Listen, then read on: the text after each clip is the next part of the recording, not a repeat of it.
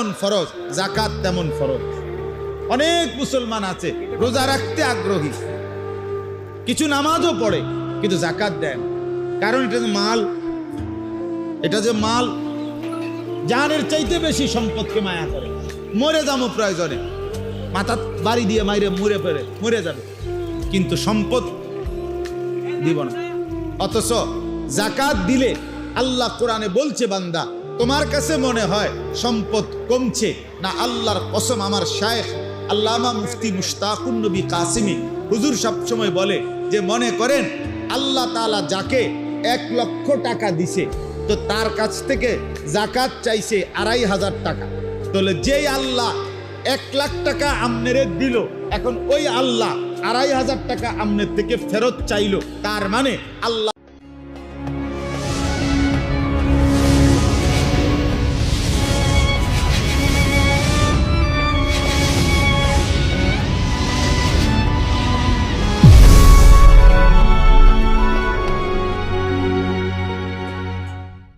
তাআলা 2500 টাকার জন্য আটকাইয়া গেছে। এটাই তো আল্লাহ 1 লাখ টাকা দিয়ে আসাইরা আবার আমাদের কইতেছে, বাজি টাকা 1 লাখ দিলাম ঠিক আছে, কিন্তু আমি 2500 টাকার একটা ফেসে পড়ে গেছি, তুমি আমার 2500 টাকা কি দাও, ফেরত দাও। এজন্য তাহলে বান্দা যদি জিজ্ঞেস করে, আল্লাহ আপনি তো আমার 1 লাখ টাকা দিলেন, এখন আবার আপনি আমার কাছ থেকে 2500 টাকা লাখে যাকাত, এটা কেন চাচ্ছেন? আল্লাহ তাআলা বলে, বান্দা কসম করে বলছি তোমার এই 1 লাখ টাকাকে আমি আরো কোটি টাকা বাড়ায় দেওয়ার জন্য চাচ্ছি। এই 2500 টাকা নিতে নেওয়ার জন্য না, কমাইয়া নেওয়ার জন্য না। তোমার টাকা 97,500 থাকবে না, বরং তোমার টাকা আরো লক্ষের চাইতে কোটি গুণ বেড়ে যাবে। বাড়ায় দেবো, বাড়ায় দেওয়ার 2500 টাকা দাও, আমার চাইতে আরো বেশি নিয়ে নাও।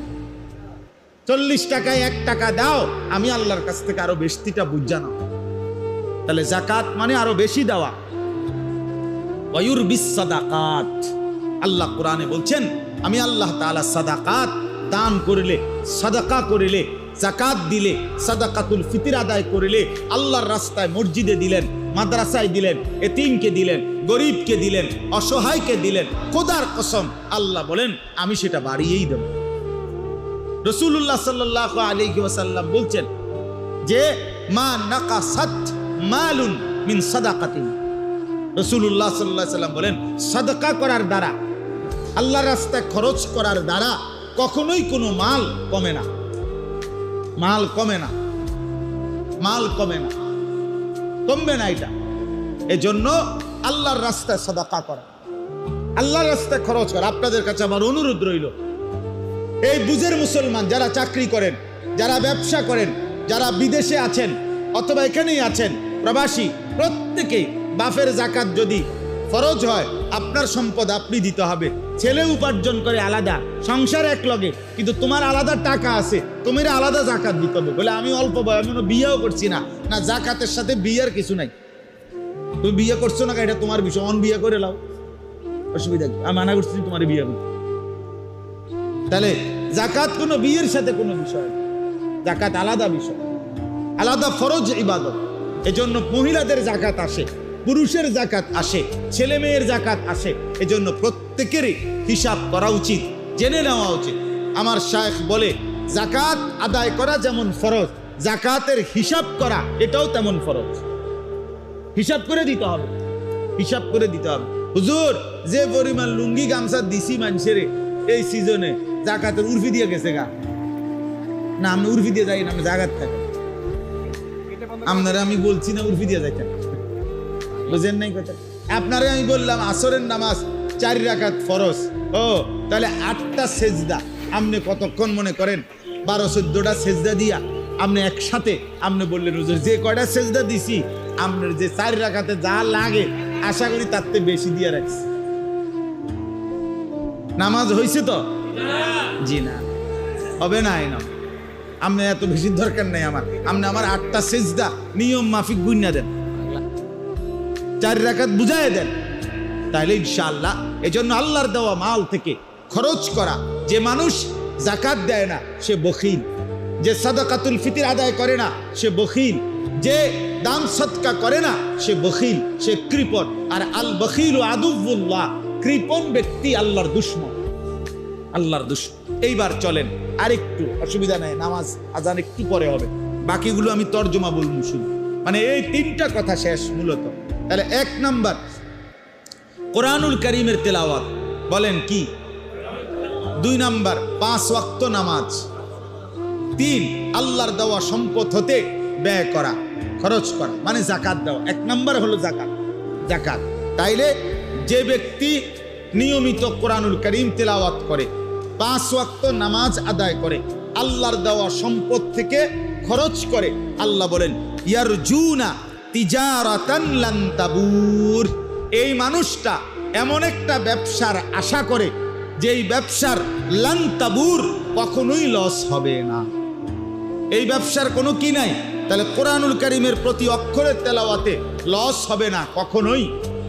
5 ওয়াক্ত নামাজের প্রত্যেক ওয়াক্তের দ্বারা আপনার জীবনে কোনোভাবে খোদার কসম লস হবে না। এজন্য নামাজ পড়লে কাস্টমার চলে যাবে, যাবে না বেটা। নামাজ পড়লে দোকানে বেচা কিনা কম হবে, হবে না বেটা। বরং আল্লাহ তো ওয়াদা দিছে, এটা এমন ব্যবসা, নামাজ কোরআন এমন ব্যবসা, দান সাদকা এমন একটা ব্যবসা, যেই ব্যবসায় আমি আল্লাহ ওয়াদা দিছি লস হবে না, দুনিয়াতেও না আখিরাতেও না।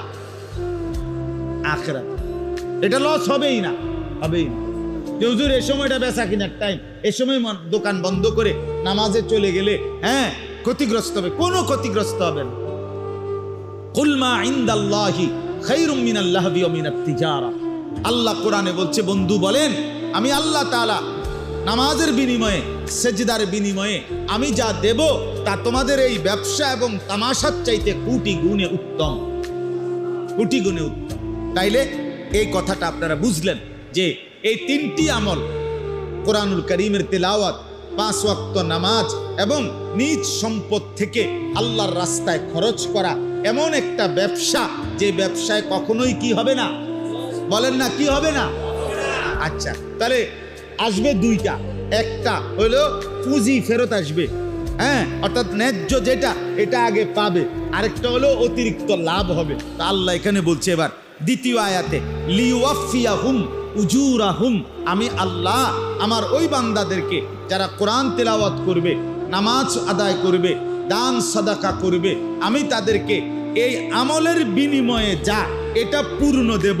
ওয়াজিদাহুম মিন ফাদলিহি, সে পাইতো যেদ্দুর, এদ্দুর তাকে আগে প্রথমত ফেরত দেব, এরপরে আমার দয়া, আমি আল্লাহর অনুগ্রহ থেকে এবার আমি বাড়াইতে থাকবো।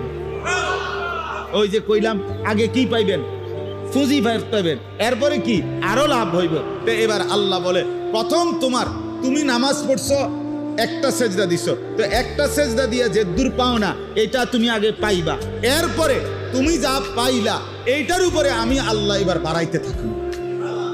1 অক্ষর তেলাওয়াত করিলে কয় নাকি 10। তো আল্লাহ বলে যেন যে বান্দা এই প্রথম 10 ফেরেশতা তোমার এটার মধ্যে লিখলো, তোমার পাও না তুমি পাইলা, এবার তোমার 10-এর উপরে আমি অতিরিক্ত দিতে থাকবো।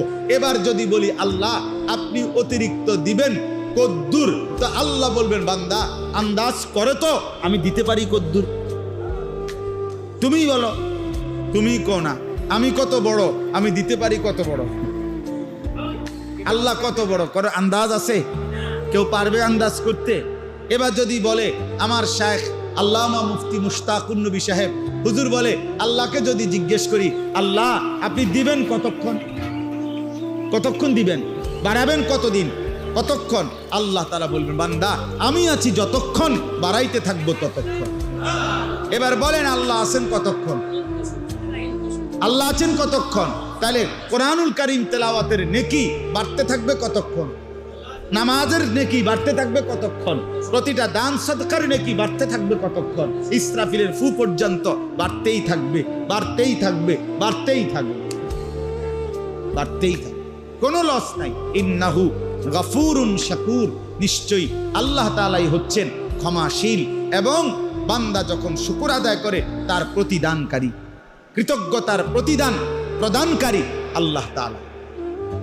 ওয়াল্লাযী আওহাইনা ইলাইকা মিনাল কিতাবি হুয়াল হাক্কু মুসাদ্দিকাল লিমা বাইনা ইয়াদাইহি এগুলোর আর ব্যাখ্যা হবে না, শুধু তর্জমা শুনেন। আল্লাহ তাআলা বলেন, নবী আপনার উপরে আমি যে কোরআন নাজিল করেছি হুয়াল হক, এটাই সত্য। কোনটা? কোরআন। সবচেয়ে সত্য কিতাব কোনটা? কোরআন। মুসাদ্দিকাল লিমা বাইনা ইয়াদাইহি, এবং এটা এমন একটা কিতাব